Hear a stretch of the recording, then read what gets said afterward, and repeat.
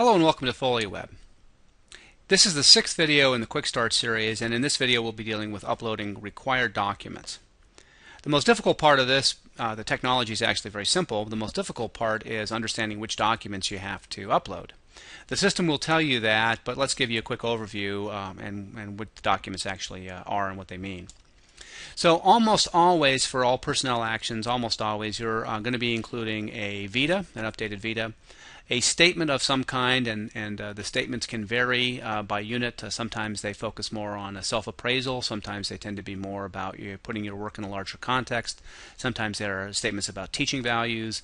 So your local culture will determine the shading of the statement, although almost always, a few exceptions, almost always a statement of some kind or another is required to put your work in a broader context. So the VITA tends to be a chronology of your work. The statement tends to be a contextualized statement of your work. The way I would kind of think this through is if the VITA is chronology, then the statement would try to identify the themes in your work and the impact that your work has had. So you wouldn't say the same thing that's in your VITA just in long narrative. You would try to extract the themes and the impact that your work has had so that the reviewers can understand how the various pieces and parts, sometimes the voluminous pieces and parts that are on your VITA, come together and form tracks or threads of work. So kind of your greatest hits, if you will. Some people sometimes get concerned about, well, if I've linked to it from my VITA, am I allowed to link to it from my statement? Can I? Yeah, you want to focus again on the audience. Your reviewers may have gotten a sense of your work from looking at the VITA, but now they really want to understand it, and they don't want to have to go back to the VITA to open up that article or to see that letter from a student or to see that video of your performance. They want to be able to do it right then and there. So the danger, of course, is to create the illusion of double dipping so that everything is every place twice or three times. You want to kind of avoid that. And if you think about organizing your statement in terms of threads or impacts or the broader context of your work, themes, you're going to find it very straightforward into what work to link to and what not to. So this is a hyperlink to an example of something that's on your VITA as opposed to, again, everything that's on your VITA. If we just want to see everything, we'll go to the VITA. If we want to see what's most important, we'll be able to see that from the contextual statement. Most personnel actions require you to submit your evaluations of your teaching, not the actual evaluations, but the summary sheets. The summary sheets are horizontally formatted spreadsheets that include numerical means and averages and comparisons, and those are produced from the data center that are sent back in hard copy, so they have to be scanned. And here they have to be scanned as one large collection. My advice is to organize them in reverse chronological order, that is, newest on top, oldest on the bottom, and to organize those by course. So first by course, then chronology. So typically you might have, Sociology 101 in 2012, and then 2011, then 2010, all the way back, and then you'd have another course, because typically your pedagogy, your instructional strategies, and your results are going to vary most dramatically by course and less by year. So you don't want to mix up the doctoral seminar you taught with the freshman survey course you taught, because the nature of the student, the goals of the course, and of course the results of the evaluations are going to be very different. So to help your reviewers get a sense of the quality of your teaching, it's probably best to organize it by course in reverse chronological order. Now, the university is in a period of transition. Soon we should have a better way of presenting teaching data, but currently this is what's required. The question here always comes up, what about the actual surveys? So the line on the required document here specifically excludes you from uploading those here. Don't include your surveys here. If you are asked to include your surveys by your unit administrator, or your unit culture generally includes those, you want to upload those as supplemental materials. And again, I would do that by section. So if you have a Psych 101 section you taught in spring of 2010, upload that pile of SSIs, or if you go back even further, SEIs, as one file of PDF of all of the surveys, and include all of them and upload that as a supplement and link to that from your VITA, or if necessary from your contextual statement. So the teaching evaluation summaries here are the horizontal data sheets. They are not the actual surveys, and they are almost always required to be done this way. People sometimes will sneak in other summary sheets in there, and again, you want to check with your unit administrator about that. But what is required of you here is just summaries, not the actual surveys, and you shouldn't include the surveys here. Depending on the personnel action, again, the number of documents varies from just a couple to quite a few. Some units and some personnel actions require peer reviews, and this is likely to grow spread across the university. So often faculty are encouraged to include peer reviews with their personnel action materials, their required documents.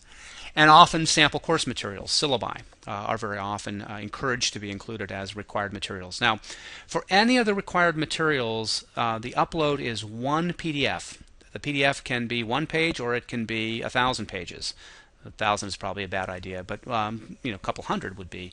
A couple hundred is a bad idea too, but it can be lengthy, in other words. So if you have, for example, your sample course materials, you might want to include 3 or 4 syllabi, and the syllabi could be 10 pages each, so you could have a packet of 40 pages saved as one PDF, and that would be easy to do and very appropriate for your reviewers. They would want to page through a bunch of stuff. So since it says sample course materials, again, this is a common sense or get some advice on it. If you have a departmental or school syllabus that you really have done very little development on, you're teaching the syllabus that you've inherited and all you've really done is change the dates, would you include that? No, it's not your scholarship. It's not an example of your work. It's somebody else or a committee of your colleagues. The culture of your unit has done it. It's not your work. So I would be loath to include that as a sample here. So good common sense because you're packaging the materials here as well. But just as with supplemental materials, you want to keep in mind that your reviewers are doing a lot of work and you don't want to give them a whole lot of extra stuff to plow through here because it's not going to help your case in most cases. Almost all files include the vita, candidate statement, and teaching evaluation summaries.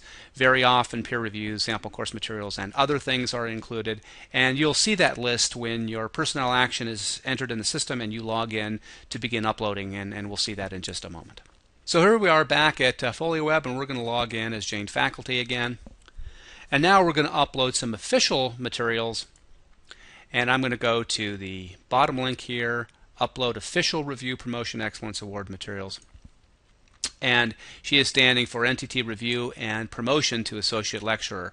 And so let's just kind of contrast the two, and you'll see the difference in the document list. So first we'll look at the NTT full review. And the required documents here, and you can see that she's done some stuff. Again, I would always encourage you to read the directions on the page. They'll tell you what the icons mean. So she's uploaded her vita. She's uploaded some course syllabi. She's uploaded some evaluations. But for this action, the NTT full review, she's also required to upload peer reviews, and she's also required to upload sample course materials and a candidate statement, and she hasn't done those. The green sign here indicates that she hasn't done it. The check mark is that she's done it along the way. The little document icon here is we can click on that to see the document. The little plus sign here is we can append or prepend, add stuff to the beginning or the end of the material here. So for example, if you had one more syllabus you wanted to add and you didn't want to have to go back and scan all that stuff again, you could append that. But again, common sense here should rule the day here. It may take you much less time to scan an extra 3 pages on top of 10 at the BizHub rather than go through the steps here to prepend or append the syllabus. It's a convenience feature that can frankly be inconvenient depending on the length of stuff. So the better advice is to make sure all your documents are just the way you want them and just upload them without kind of noodling them once you've got them uploaded. Here's the required 6 documents for the NTT full review. Let's go back to my portfolio, upload documents, and this time let's look at the lecturer required documents. And she hasn't worked on this file at all, and you can see that kind of as we indicated, a vita's requirement is required, a statement is required, peer reviews here, teaching evaluation summaries, not the actual surveys. And now it says workload statements. So this is a new document that's required only for this personnel action and not the other one. But the procedure for uploading them is just the same. Since we're here and we haven't uploaded anything, let's get a fresh start, and let's begin by uploading a peer review for Jane faculty's associate lecturer promotion. So I'll click on peer review, and just like we did before, we have an upload page, but there's no other options here because frankly here FolioWeb is going to do a lot of work for us. It's going to take the file, whatever we've named it, and it's going to rename it and put it in our NTT associate lecture directory that's already created on the system for us. So we don't have to do very much here. Just browse to the file. We have to know what the file is, so it's this rec letter thing.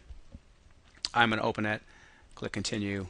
And since these are all small, relatively small documents, they upload very quickly, And here's my peer review, and there we go. And now, as we can see, that document is going to be available on that list. So I'm going to hit the back button a couple of times here and refresh this page. And now the peer review is there. It gives me the chance to see that it's there.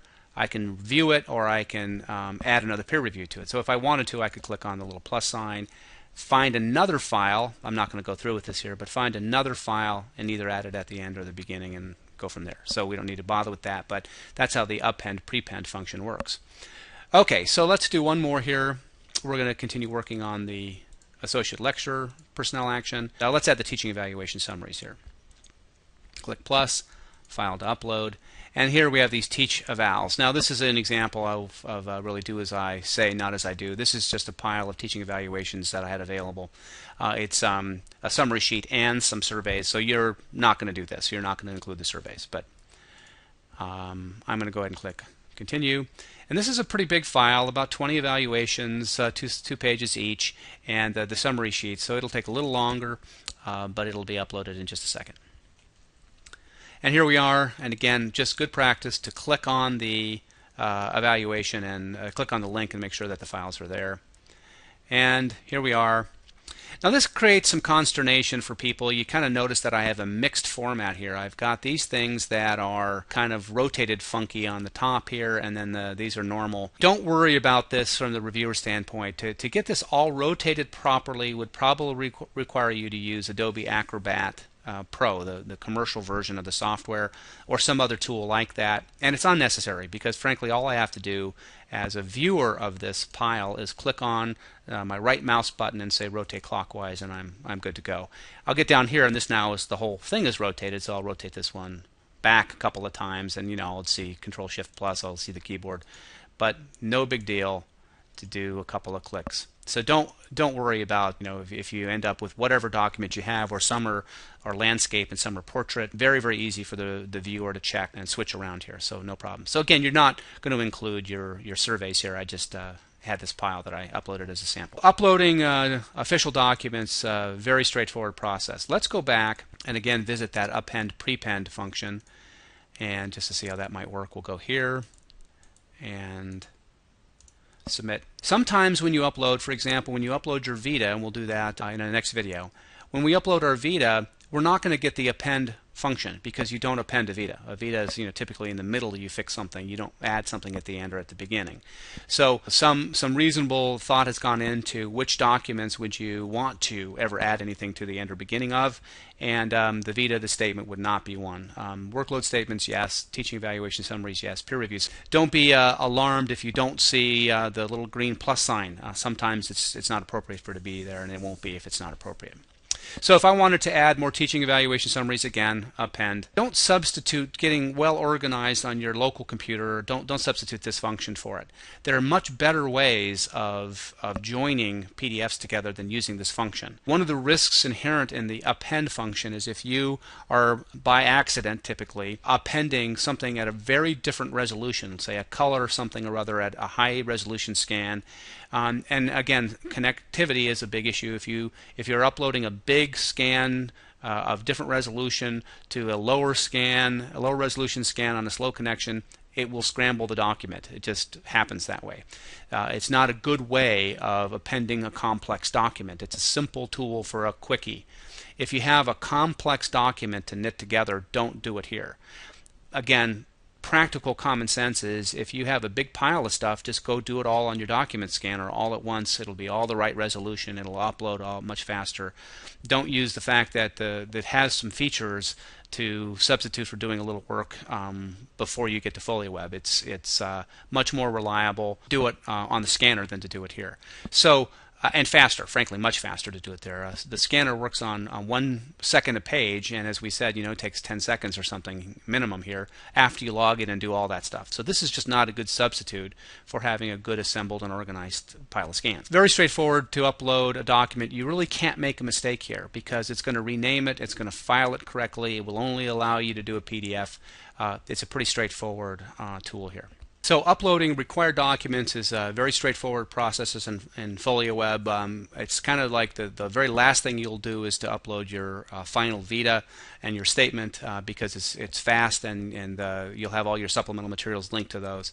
So your required files are well managed by FolioWeb. You'll know just what you need to upload by managing the documents with that file list. Our next video is going to be dealing with hyperlinking supplemental materials to required materials to sort of marry the two different types of files together.